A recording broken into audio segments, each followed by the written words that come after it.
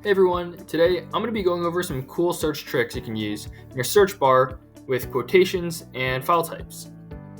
So let's say I wanted to find some information on octopuses. I just type in octopus and Google will bring up a bunch of search results on octopuses. But what if I wanted to get more specific? What if I wanted information specifically on blue-ringed octopuses?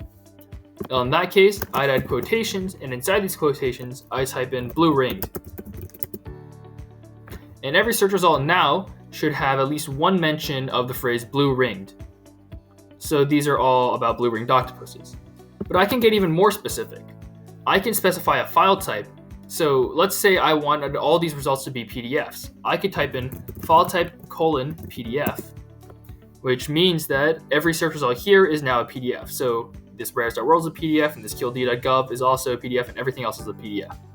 Those are some cool search tricks, and I hope you found them helpful.